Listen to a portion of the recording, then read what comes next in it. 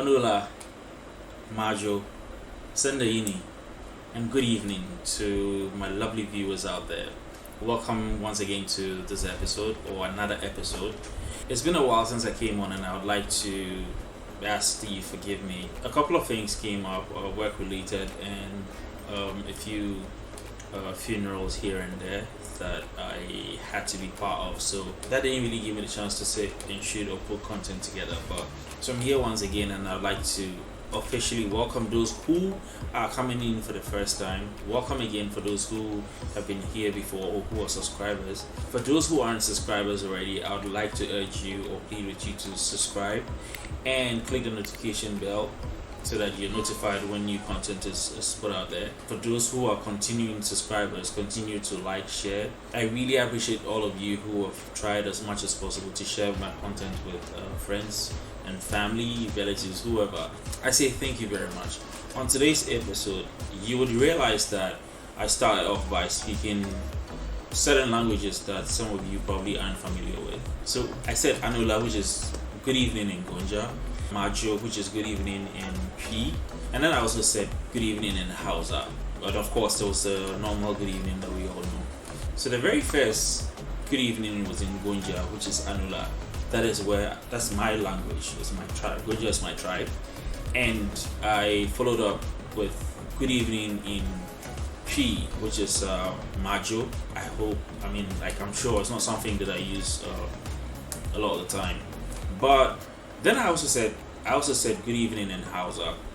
Although Hausa is not a Ghanaian language, or is not really represented as a Ghanaian language or identified as a Ghanaian language, it's something that we speak.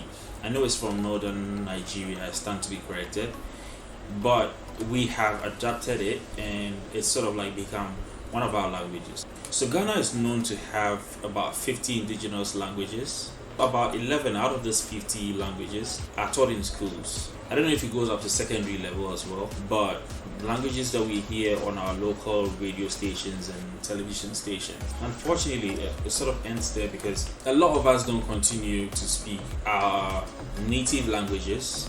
Everybody seems to have adapted English and stuck to it, and that's the reason for today's video. Many of us have spoken English so much that, or have made English our first language so much that I want to start believing that we are beginning to forget our native tongue. And like I said, me being a Gonja, I think I'm fortunate enough to know a few Ghanaian languages. Although I may not be able to speak them, I do understand some of them. I would say it's because of the neighborhood in which some of us grew up. Secondly, is because some of our parents did not make the effort to speak these languages with us. And I feel that as a country, and maybe this also relates to other African countries, but I feel that in Ghana, the very young generation, which starts from our kids and probably those who are slightly above them, do not speak our native tongues, or do not speak their native tongues. Like I said earlier, I'm fortunate to be able to know some of our languages.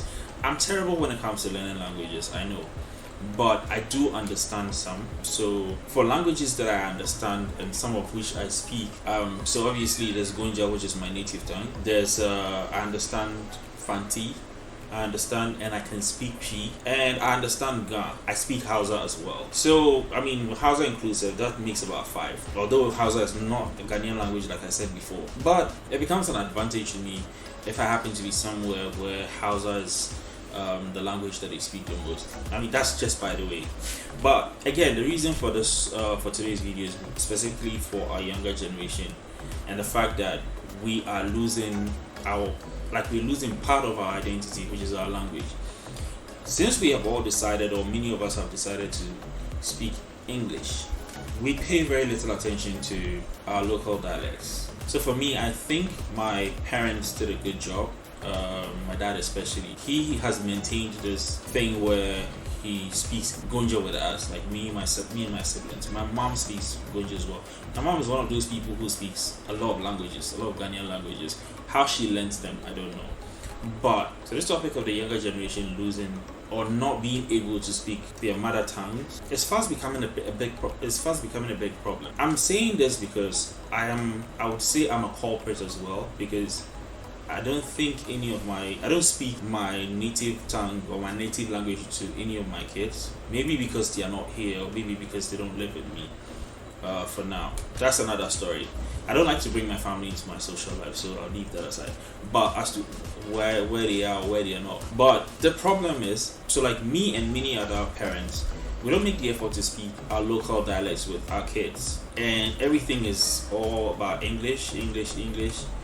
And these days, kids are even having to learn Mandarin or whatever. I mean, we just say Chinese, but our kids these days have to learn, or our kids these days, because of the educational system or where they school, now have to learn Mandarin, French, Spanish, and all that. And then we leave our very own behind, which is very terrible, because if you travel abroad, there are so many Ghanaians out there who would boldly tell you that, oh, I'm from Ghana, but sometimes you ask them where in Ghana you're from. Some of them do not know. Those who know don't remember the last time they've been there. They are not so in touch with family or like the extended family where they can get to learn some of these things.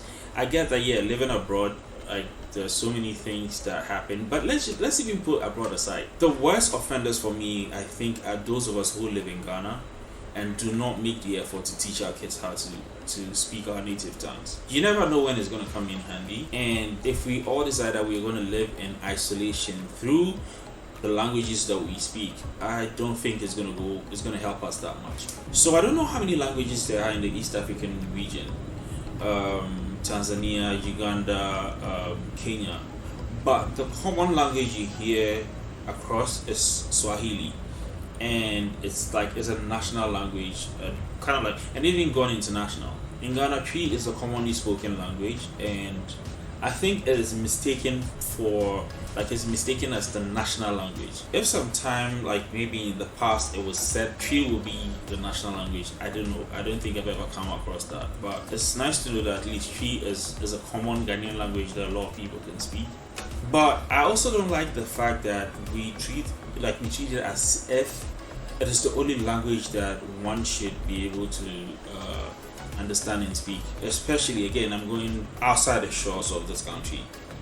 When you meet people abroad, or when you meet other Ghanaians abroad, and then they ask where you're from, you go like, oh, you're Ghanaian, you're Ghanaian. Then immediately they switch to Chi and go like, oh, we're Ghanaian, and all that, expecting that you can speak Chi. In a few cases, I've heard some Ghanaians out there tell other Ghanaians like, we are Ghanaian and want to speak Chi, which literally just means that how can you be Ghanaian and you can't speak Chi? I feel like we are forgetting that there are other tribes as well. I may not necessarily have been exposed to or been in an environment where Chi was what was like maybe the main language that was spoken there. For instance, you don't expect to go to a place like Nima and then just be speaking Chi and then expect that everybody else is going to respond to it. So you don't just expect to go to a place like Nima and expect that you speak Chi and everybody responds in Chi. We should try as much as possible not to underrate other languages. But that said, I'm still coming back to the point where our kids and the younger generation cannot speak even one language. You talk to some kids and then they start with English, and then it's like they try and then throw in one local word in there, like they try to throw in a local word in there. You can see that they struggle with the languages. I feel like for some, I would think that it is the way these 11 languages that are taught in school were actually approached, because I remember I had to learn Ga in my primary and junior levels because it was a requirement since I was schooling in Accra, and I don't think I enjoyed it because I feel like my teacher or tutor then probably just assumed that everybody in class should be able to understand or speak it. And for many of us, we just had to learn so we could write and pass exams, which is not cool. Like, I do feel that if those responsible for teaching local languages made it fun or made it very engaging, if teachers found out that some students were not able to pick up the languages fast, I feel like there should be various ways or more entertaining ways to get them involved than to just make us feel, I'm saying us because I felt that way, make us feel like we're not good, at least when it comes to learning the language like we are terrible, like we don't, like you're not gonna make it in life if you're not able to, if you do not speak or understand it. And I keep going back and forth about this, like the fact that the youth of today or the younger generation cannot speak even one, or let's just say majority of them are not able to speak at least one Ghanaian language. I would not necessarily blame the kids for not being able to, but a lot of the blame is going to go on the parents, because these days parents are too busy with work, especially that they spend very little time with their kids. When they come home, hey Kojo, Ama, Malik, whatever name it is, like parents come back and like, oh, how was school? What did your teacher say? Were you given any homework? And what is the homework about? Like some of the parents do not even make it that far in a conversation. It's more, have you done your homework? Okay, do your homework and then go and sleep. Every time they have to talk to the kids or have a conversation with them, is always in English. So you can't really blame the kids for not being able to speak their local languages. Although it also falls on us or this younger generation to want to know, like to know where they're from, to know a bit about their clan, their tribe, like some history about where they come from. These days we don't care. These days the kids don't care. It's either they're on their social media platforms or busy playing video games, which is not bad, because I just feel that we as black people, we as Ghanaians are losing our identity gradually, and I feel like language is going to be the last straw, because in a previous video when I mentioned that I had issues with religion, I still do have issues with religion, although by default I'm supposed to be Muslim. For now I just want to stick to this language thing. But so as parents, and like I earlier mentioned, I am also a culprit to this, where I don't speak Gunja with my kids, and that is a totally different story. I mean, like, my case is different, but it doesn't exempt me from like what needs to be done. But the parents out there who don't make an effort to talk to their kids or speak their local languages to their kids, what is the problem? Or what are you doing about it? But this needs to change, and we need to start as soon as possible, because one, this is going to be controversial, but I feel we've already lost our religion as Ghanaians and then black people. Two, culture is fast diminishing, and that includes the clothes we wear, our language, our food, all those things. Like, we are gradually just drifting away, I feel like we're getting rid of them and focusing more on whatever comes from the Western world. We haven't stopped to ask ourselves this question: do they care about learning our languages? Even at the United Nations, there are countries that, like their presidents or prime ministers or whoever, who attend meetings at the United Nations, have these whatever they call them. You see these earpieces or whatever in their ears, and they speak their languages, and somebody has to translate. It doesn't stop business from going on.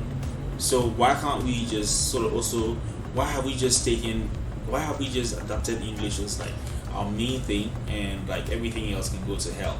I feel we should be careful about this. If for nothing at all, revisit our languages, because there's so much that our kids need to know, and there's so much that a lot of us also still need to know. If we've forgotten, there should be a way of revising and keeping our culture intact. Yes, there are one or two things that we may want to upgrade because they don't make sense, but it doesn't mean that we should get rid of everything. And by everything, I think the very moment we lose our languages, that is it, we are done. How do we even identify anymore? How do you say you belong to this tribe when you can't even speak that language? You can say that, alright, but technically you'll be lost when you go to your villages or towns, or let's just say in general your hometowns. It's just about us making sure that we don't lose our languages, because it's part of our identity. Yes, it is nice to learn or speak English, but it will be nicer for us to be able to speak our languages and identify with our tribe, so we don't feel lost. Because eventually, I feel like that is what is going to happen, and it's just sad that quite a number of us don't seem to care or don't feel like it's a big deal. But Chinebinti is the future that we're looking at right now, and if we are not careful, we will not have one. Well, since I spoke so much about us losing our language or our languages, let me actually, and I said it in English, let me try and then say it in broken English. Anybody else who's going to be watching this who doesn't speak or understand English that well, at least can be able to understand Pidgin. What are they talking me say?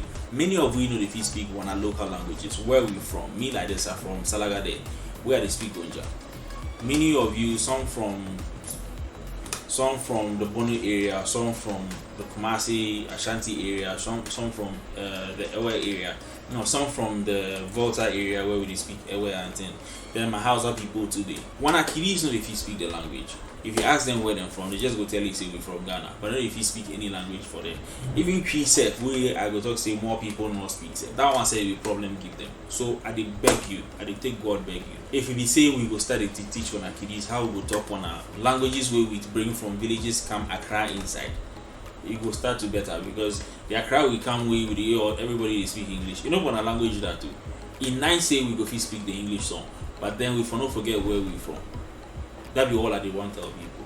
If everything we go to bring come, we say with the copy and we go left on our own. It will can't reach some time we no get anything. If you say we Ghana person self, what they should say you song. And for those who don't subscribe yet, I beg make you try do so give me. But they want make this channel to grow. So see more info where I get to I can tell people. You go there inside. Subscribe, click the notification bell, like, comment and share. And I'll see you in the next video. Like Felicia will say, and then bye bye.